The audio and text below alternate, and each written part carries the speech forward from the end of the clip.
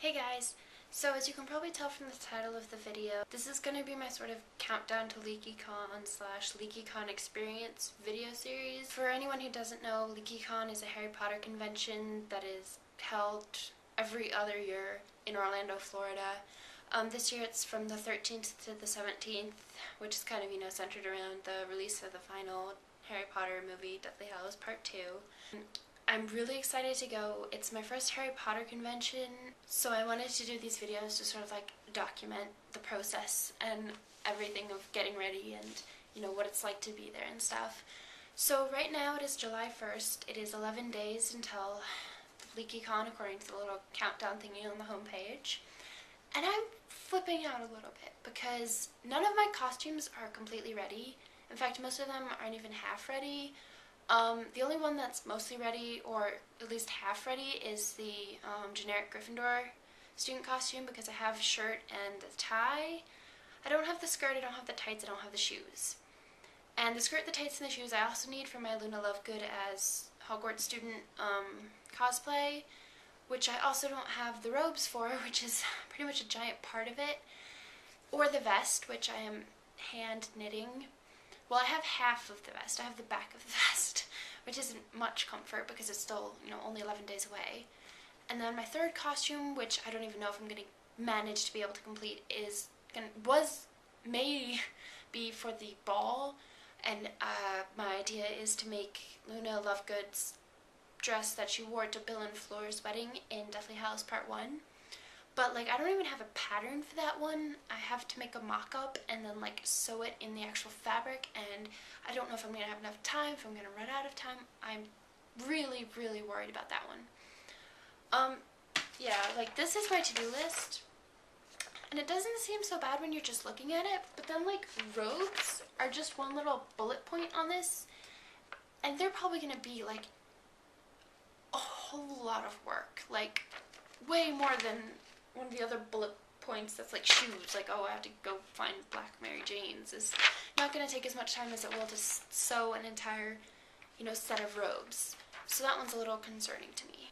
And then my mom's coming with, because I need someone over 21 to be in the hotel room with me, and she thought it would be fun, so she's going as McGonagall, so I'm helping her with her costume a bit, which means, I'm hand sculpting the McGonagall brooch out of, sculpty clay, and I'm trying not to have to help her with her robes because she's really good with the sewing machine, so I think she can handle that by herself, and I have way too much on me to sew another set of robes, so I'm hoping she can do that herself, even though she's also pretty busy. But there's that. And then we still have to do stuff for our presentations.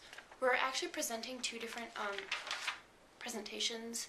They're I had to write down their names because my mom has a PhD in psychology, so she was doing an academic sort of thing about, psychology and Harry Potter, and so the names are kind of boring. But the first one is What Imprinting, Attachment, Learning, and Magic Teach Us About Survival in Harry Potter. And it's basically going to be about, how Harry Potter survived versus how Voldemort survived, the different paths they took in order to achieve their survival. And then the other one is Parenting Styles of Teachers at Hogwarts, which is pretty self-explanatory. There are, 4 different, psychology parenting styles, and we're going to talk about how, each teacher fits into certain categories at certain times, and how students fit into, the category of children of these sorts of parents do this, sort of thing.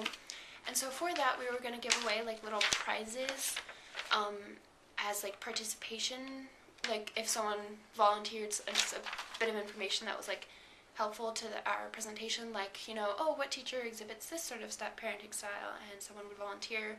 So we'd give them something as a little prize. So what we thought we'd do is we're gonna make chocolate frogs to give away, and we have other little things to give away.